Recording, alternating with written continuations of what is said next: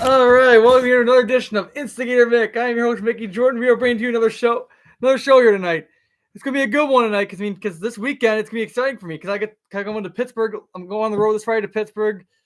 Long trip. It'll be me, my dad, and my brother will ride together, and then we meeting up with my dad's buddy John Gardner, who's flying in from Alabama. And I'll be meeting up with Max Sunday for the Packers Steelers game. So it's gonna be great. But yeah, it's gonna be an action-packed show. So a big one tonight. I'm telling you one thing right now. I did all right in Uncle Mike's pool. I finished a +9 last week, Uncle Mike's pool. Got my pick of the week right, but lost the tiebreaker. I technically didn't win the week, but still, just +9 finish. Two other guys. That's pretty impressive, I gotta say. Two other guys. That's really good, I gotta say. And in college picks, I lost by a game to Max. So Max beat me in the week 10 college football predictions last week, but I lead the overall standings by 14 games. So we'll see how that goes.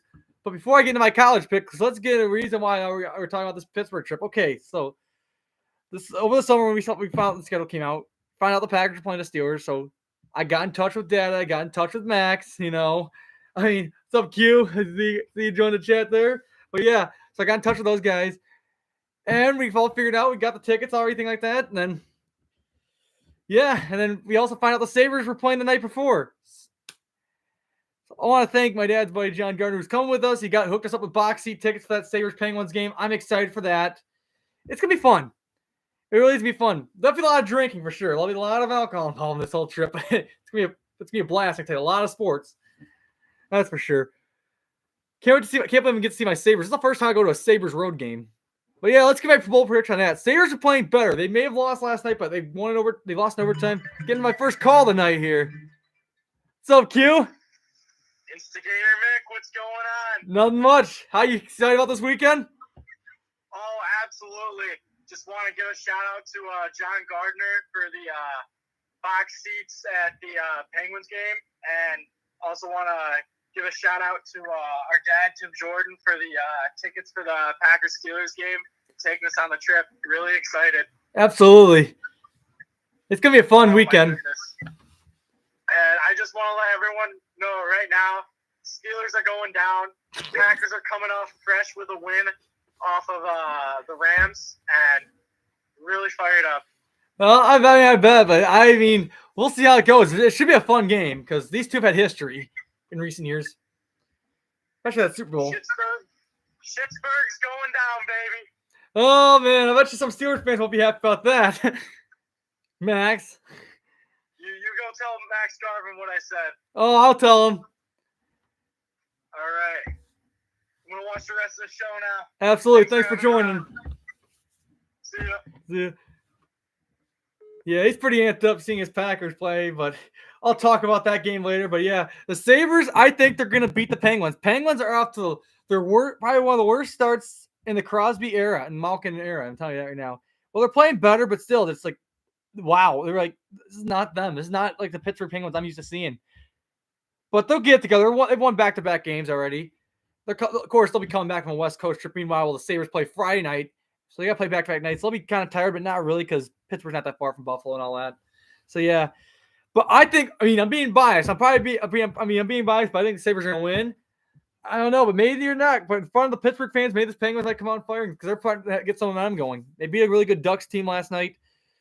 And they got the Kings tomorrow to wrap up their West Coast trip. They scored 10 goals. Remember that. They scored 10 goals against the Sharks, but the Sharks are the worst team in the NHL.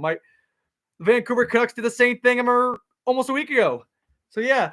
But still, the Penguins are starting to peak at the right time, but the Sabres have more points than them. But we'll see how that game goes. I think it's going to be a scoring fest. When those two get together, it's always evenly matched. But the Sabres will win, find a way to win, or it's going to end in overtime or shootout. I think it's going to be that close of a game between the Sabres and Penguins. So give me the Sabres in that one at the game where we sit in the box seats. Oh, yeah. It's going to be fun. But now let's get in my college football picks now. Week 11 this week. We already got last night the rankings revealed. Nothing really that much changed because most of the top 5, top 6 teams won their games. But all right, let's get into tomorrow's Thursday night college game here. It's another ACC matchup here. It's Louisville hosting UVA. Louisville just beat my Hokies, obviously. I'm not happy about that one. But Louisville looked at the better team in that one. And this is definitely an easier game than Virginia Tech. I can tell you that right now. UVA is garbage. UVA is only have 2 wins this year. They are garbage. Louisville's going to win easy on home field. I got them winning this one. They're going to make the AC championship game. But they could give Florida State fits. I can tell you that right now. Watch out for Louisville. They could be a sleeper to make the playoffs. Now I'll keep an eye on them. They're under the radar for sure. So I got Louisville easily in that one. But let's move on to Saturday games. Let's go with my Hokies already. They play a noon game. Virginia Tech at Boston College. Coming off a tough loss to Louisville. Didn't get in the end zone at all. Only scored a field goal. They were just dominant. They just got destroyed in that game. Boston College, meanwhile, they're looking better than they were in the beginning of the year. I mean, they beat Syracuse on the road. They found a way to win Syracuse, but they are shorthanded in the running back position. Boston College is shorthanded there. Virginia Tech, I think they're coming out pissed off this week. They're going to be fired up about that loss. We realize, like, hey, now we're not playing for the AC championship team. We're just trying to play just to get to a bowl game. So I got the Hokies winning in BC. It's going to be a close, evenly matched game, but Virginia Tech wins. It's their defense. They're going to be the better team in this one. Their defense has been so dominant this year, especially that one transfer they got from Florida. So I got the Hokies this one. This is a big one here. This could be a major implication for the Big Ten championship and for the playoffs, possibly. Michigan at Penn State. Of course, Michigan facing so much trouble right now with the whole sign stealing things like Jim Harbaugh and all that. It's just crazy. I mean, the whole sign stealing. Michigan is just. We'll see what punishment the Big Ten gives Michigan for that. But they got Penn State on the road. It's going to be a tough one. I got Penn State in the upset. Michigan, they got so much to deal with off the field. They're going to lose focus and lose to Penn State.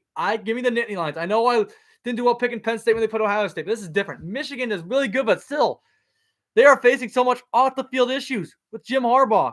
They already got rid of the recruiting coach that was in trouble already for the sign stealing stuff. Now it's Harbaugh. I mean, he's already been suspended at the beginning of the year for recruiting violations. But yeah, Penn State's going to win.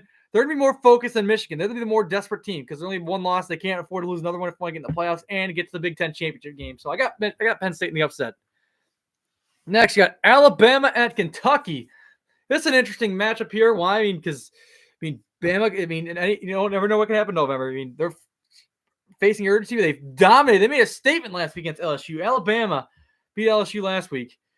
Meanwhile, Kentucky, they started out undefeated, but they've lost. They were on a losing streak. They're struggling lately, but I don't know. I really think Kentucky keeps it close. I'm gonna take the upset again. Another upset here. I got the Wildcats over Alabama. I got Kentucky winning this one.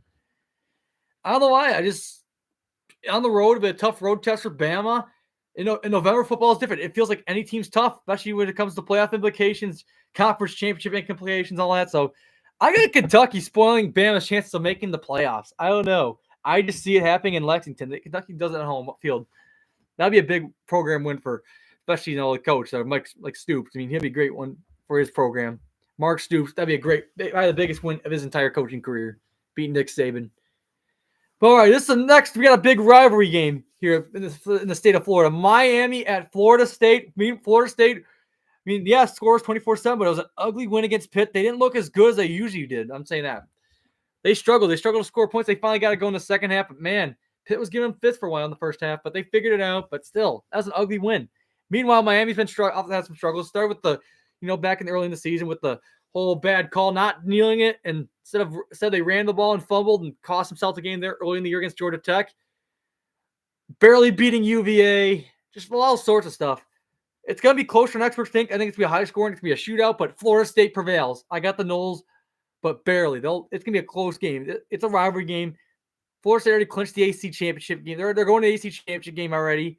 They're still trying to keep their playoff hopes alive, still being undefeated and all. So it's going to be a tough one. This is their last conference game this season because they got two non-conference games to finish out the year. So I got the Noles in this one, but it's going to be close. Next, you got Pitt at Syracuse. This game will be taking place at Yankee Stadium here. Both teams are having bad years, so this is a toilet bowl game here between these two. Pitt 2-7, having the worst year probably. Probably even in program history. Even good God, Pitt is just awful. 2-7, having a bad year. This is probably the worst year in the Pat Narduzzi era. Meanwhile, Syracuse started out 4-0. They've lost like 5 straight. They're four straight even, but they've on a big losing streak now. They have lost so many games in a row. It's just so bad. They've lost 5 straight. They started 4-0. They lost 5 in a row. It's a tough. This one I had trouble picking this week. I really do. Even though, yes, because I'm Pittsburgh number one, but number 2, both teams are terrible. You just don't know which one's going to be worse. But I'm going to take Syracuse this one because I don't know. I just think Syracuse looks better, but Pitt's been playing better too. Kind of played a little bit better last week, but still, Syracuse look better than. I think that I got them winning this one barely. It's going to be a low-scoring defensive game. Well, I got the orange. Next, we got another crucial game in the Pac-12 here. Utah at Washington. Washington found a way to win it was like a scoring fest. It was like an old-fashioned shootout against USC last week. It was 52-42. Washington got the win on the road, but it was a scoring fest. Utah, meanwhile, they are very tough on defense. Very tough. Physical, but I think Washington gets it done. Michael Penix, the Heisman favorite, I think he's going to get it done. I think he proved it last week by beating the Heisman winner from last year. I think he's going to prove it again why he's going to win the Heisman. So I got Washington big over Utah. It's surprisingly, but I think Washington gets it done easily.